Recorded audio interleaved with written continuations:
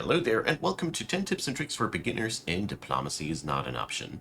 In this video, I'm going to give you 10 things that will give you a firm grip on the game, and I hope they'll help you out to have some fun with it. I also did my best to keep the information interesting for RTS newbies and people that are veterans in the genre alike. I really hope that you will find some information that is helpful for you either way. So, first up, number one, I want to talk about lumberjacks and builders as the very first building stone in your city. Your first workers are, my humble opinion, best spent into a couple of lumber mills, 2 to 3, depending on your starting area, and a builder's house. The builder's house will speed up all of your processes, and the lumberjacks, they don't cost you anything besides workers. That's their big advantage. Therefore, you can just plot them down. If they aren't too efficient, don't you worry too much about it, because you can just delete and build a new one without spending anything except for some time of your builders. So you don't need to build on day one food income, but you can, because you can, for example, just disband 1 or 2 of the swordsmen to do so. Number 2 of my list here is now going directly towards food. Food comes in 3 different flavors. Berry pickers, which will pluck from the berry bushes, which will regrow, so it's a regrowing resource. Fishermen, which will just empty those fish schools, and then there's nothing for them left to do, so you destroy the fisherman's hut and you build a new one. And there's farms, which are just infinitely producing food, and their downside is they require more resources and more room. So, couple of things towards food. Every day in this game has 200 seconds, so this helps you to calculate how much food each of these buildings could produce. A berry picker can produce 40 pieces of food, just like the fishermen. But the problem is that once they have filled their stocks, they need to carry their food either to the castle or to a granary, or the woodcutters and stonecutters to a storage. Therefore, your output here will differ.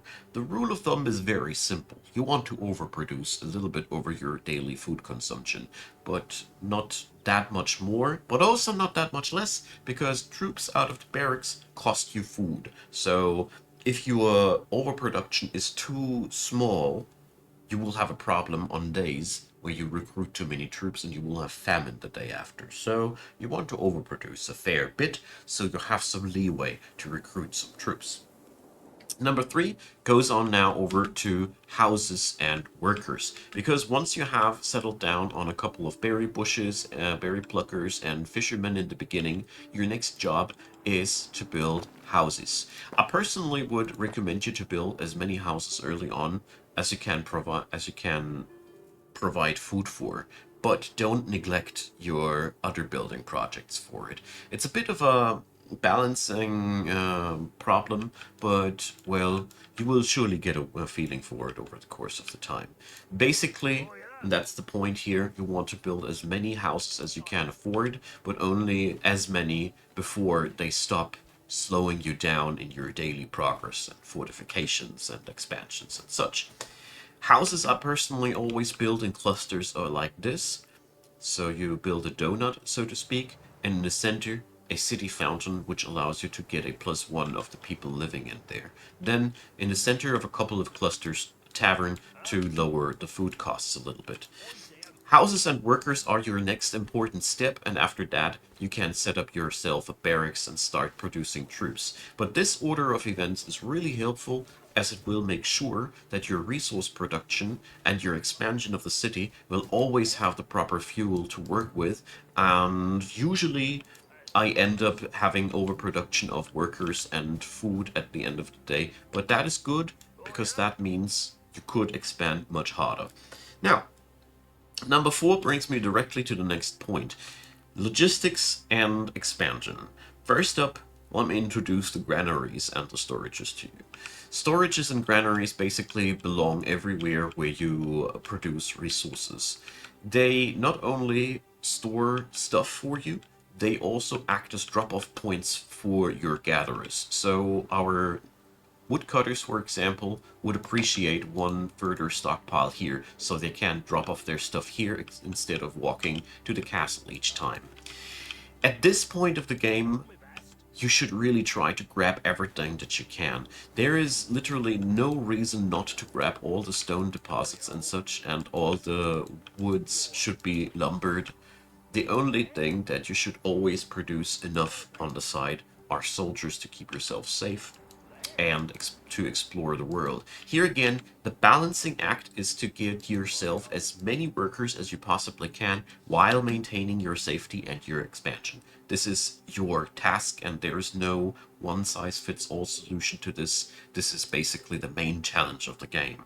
But it's really important to note, wherever you produce something, it pays off tremendously to have these storages and granaries. Even when you eventually will have to delete those lumber mills because there's no more wood around them, these points here will still act as buffers of material, because the higher stages of town hall upgrades, for example, require really high amounts of resources. So it does not hurt you at all to have big buffers all over the board. And if you feel like I can't ever process all that wood and stone and such in terms of building, fret not. Eventually you will have to build the market where you will sell resources for gold, and gold is a late game resource you want to have. So there is, in my experience, no way of producing too much of something in a way that will hurt you, as long as you keep up with building storages. As a side note here, you can also configure those storages to pick up only specific types of resources. So our woodcutters here, we could make it so that this one is only getting targeted by the woodcutters, and the next one here in the vicinity we could configure exclusively for stone. So you can also balance your logistics like that. Now, number 5, another important thing. The first wave of your attack is usually not requiring a complete base at all. You will want to have a few more troops than you start with. This is one thing that you definitely should aim towards to, but one tower, 9 archers, and a handful of soldiers is basically all you need for most scenarios, unless you crank up the difficulty like crazy, but then it's not my fault that you're suffering, right? Jokes aside, you always have access to these spells, and the moment you have the ability to build the simple obelisk, you should do so, because the astral ray spell basically resolves the first attack on most lower difficulties all on itself. So don't stress out your base building too much. By this timer, you have time. Explore your surroundings with your troops instead, and try to grab as many resource containers as you can, as these are the real fuel of expansion. Every resource container of stone and wood that you can acquire early on is so valuable. This is what you should be aiming for early on, and not so much in walling yourself in during the first 3 days. Now, number 6, I want to talk about melee and range distribution in the beginning of the game. So, when you start out, most maps give you a 50-50 distribution. This is not good for your average situation. I personally would recommend an 80-20 distribution, where 80% of your troops are ranged and 20% are melee. You will differ from the setup at points where you have to crack up bosses, or you have to destroy priority targets that you can't reach with ranged attackers. But these are scenarios that don't happen to you as beginner at all. As beginner, you want to have a couple of melee fighters that you can use to dangle in front of the enemy. You can lure the enemy a little bit like that. You can also control their movement like that. But the backbone behind that, it doesn't hurt you if it's all archers slash crossbowmen, depending on your point of the game. So you really don't need that insane amount of melee. But don't skip out on melee all on itself, because it's pretty good in this game. They dish out a decent amount of damage, they regenerate quite quickly, and they help you to control enemies. And if you have a a sufficient sponge of melees, they can really dish out quite some punishment in this game and take some at the same time. That's a pretty neat thing. So, number 7, I want to talk a little bit about research. So, research should be absolutely your resource dump at all points of the game. I want to point out a couple of things that are really worth knowing early on. For one, the sharpshooter trait is absolutely worth 20 stone it costs. You will be sticking to these archers for quite some time, longer than you might like, and this one is amping up their damage profile massively. Same goes for the mongoose reflexes on your swordsman. If you use them if you ever let them touch enemies, this is just beneficial because it cuts down the received damage by a lot. Also, the town hall upgrades are basically stuff that you want. All of them. The stained wood here, maybe not. It's skippable because you probably want to go over sturdy concrete directly when you're playing with stone walls. I find this one is the only one where I feel like you could skip over that. But the other ones, faster builders and faster workers are so desirable because it just ends up in more resources and faster built stuff. It is exactly what you want to be flexible and capable to react to situations quickly. And beyond that, all the other research here, soldier research is amazing, all the other fields here too, but you should only invest stuff that you won't be missing in terms of defense and expansion. Always go for these other points first and then check out what you can research. But try to research as much as possible. These upgrades are massive. That's all I want to say. Number 8, eventually you want to wall yourself in. Basically, when day 10 to 15 approaches, you need a box around your base of operations because the game will start tossing stuff from too many directions at you, and eventually you'll need it still because of number 9, but I'm getting ahead of myself. So when walling yourself in, you want to check to go for as many gorges or choke points as possible. This one, for example, is excellent.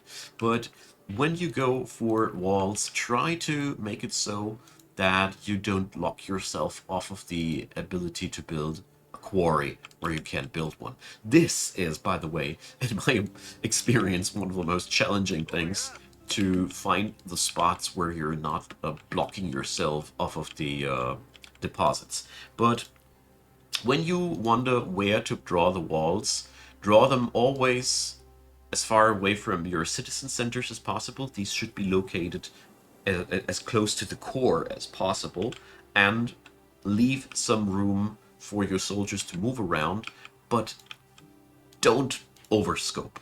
You see here, for example, we can't build because of the city donut, but we could definitely go for something like that and then go around the corner. Try to get the box closed first and expand later. It is always possible to just delete a wall and expand from there on. No problem. But you do have a problem once you need a wall somewhere and it ain't finished. So rather keep your box smaller at first, but try to grab as many resources as you safely can at the same time. Here again, it's a balancing act. There's no one-size-fits-all solution as the maps are randomly distributed and such. But to give you an impression, here, for example, I would use the lake as a natural barrier and draw a wall here, because it's absolutely lazy, cheap, powerful to go this way and that way, and I have locked myself in, and I am safe already. Quick note to that, lumber mills can be safely put into the base, put a door next to it, so your lumberjacks can go outside and go chopping. In case of an attack, they'll hide inside. So number 9. Eventually the enemy will attack from all sides, and that is something you need to prepare for. You can easily go into the misconception, due to the game's start, that the attacks will always be only one directional or something like that. No. Eventually they will come from all sides, and that means your defense plan should be eventually aiming to a permanent manning of all towers that you build.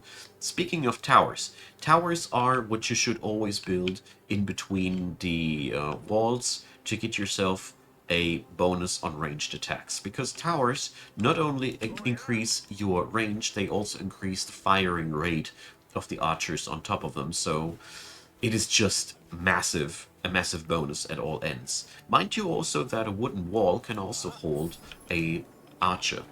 So in short, try to have walls around your base everywhere and mix towers and massive towers also in between to have firing power to kill the enemy of the walls. You can always put archers just right next to the wall and shoot over the wall while they're not posted there, no problem, but they will get pretty sick bonuses while standing on the wall. Next one, number 10, and the last one, the enemy will eventually come with siege weapon, catapults and such. Your solution to that is build your own siege weapons in the engineer's workshop, engineer guild, I'm sorry, and put them on towers. The towers give your siege weapons then again a sick range bonus, which allows them to crash and burn the enemy's siege weapons. Eventually, it is absolutely mandatory to have a solution to enemy siege weapons. You can also summon Dark Knights on top of the enemy siege weapons as a band-aid fix, but eventually, in my experience, one of the best solutions is just siege weaponry on towers, and just give them hell. Massive towers are really good for that, as they can take 4 war machines, or once you've unlocked them, trebuchets. Trebuchets can only go on massive towers, mind you that. Now, that sums it up. Obviously, this game would have much more things to say to give you for beginners, so I'm currently also working on other little videos here, quality of life tips and such. Let me know in the comment section what you would like to see, or what you would like to tell other beginners what I have missed out on here, because at the end of the day, my main interest is to make this video as helpful as possible. So, thanks for watching you all. Leave a like, leave a subscribe, consider checking out the description box. If my work is worth a dime to you or two, it would mean a lot to me. There's links to go for that down there as well. And many thanks for watching. Lots of thanks to the supporters of Icon Gaming. You guys rock. And this entire video, I have not set up a little bit of food production. Don't be like me. Don't talk as much. Don't talk and game. No, jokes aside. I made my point clear. Thanks for watching, and see you soon. Bye-bye.